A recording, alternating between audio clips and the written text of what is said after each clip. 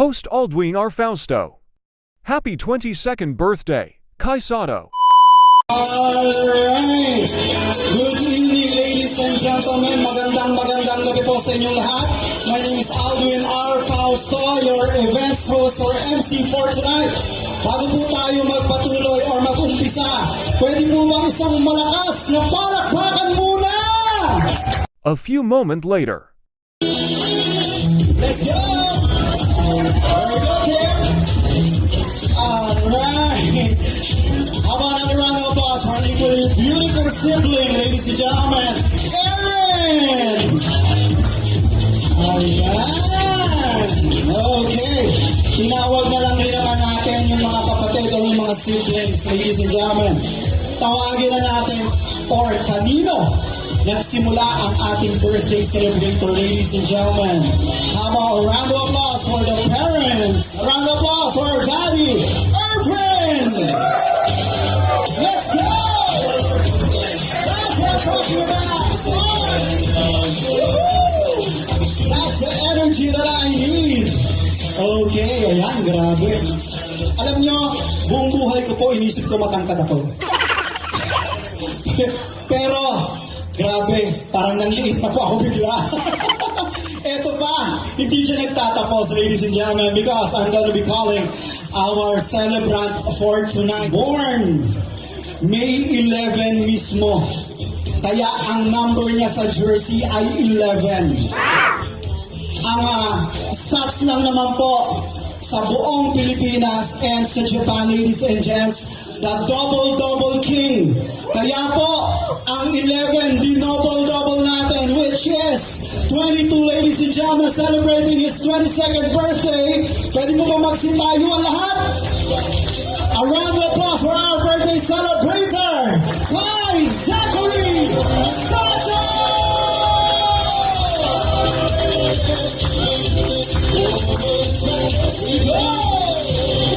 Come on, everybody!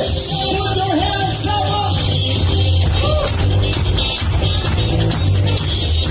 Guys, eto na po ang future. First ever pure-blooded Filipino NBA player! Oh my goodness! And I know everybody here can't wait for that to happen, di ba? I know it will happen, di ba? Sabi nga, di ba? Pag clean natin, mangyayari na yan. Ayan! Okay, so another round of applause, ladies and gentlemen, for this beautiful family. Pwede na po tayo magsiupo. Family picture po muna.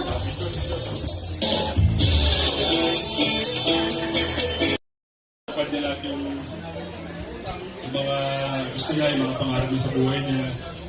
At saka, may kabata na kaya si Kai. Kahit dati pa, malaklaking ka niya, laging open niya for improvement. Ganyan. Kahit minsan sumasokra ng daddy niya. Pero yun nga, alam naman ni Gayon dahil alam naman ni Gayon para sa kanya rin yun at saka sa magiging pamilya niya. Magiging pamilya niya. Yun yung legacy mo, di ba? Bago ko makalimutan, birthday ni Kai ngayon, birthday din ng asawa mo bilang nanay.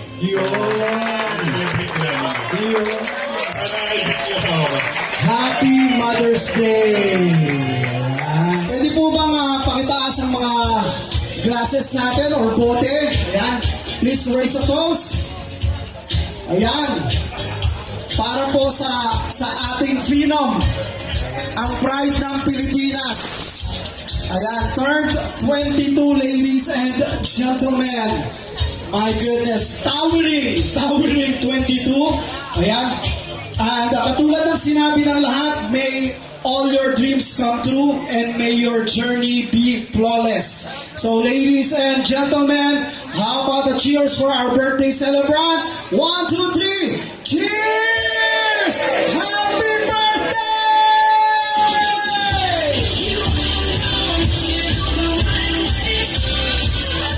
Once again, in behalf of Kai and his family, this is Aldwin R. Fausto, and as they always say, as the party ends, the after party begins.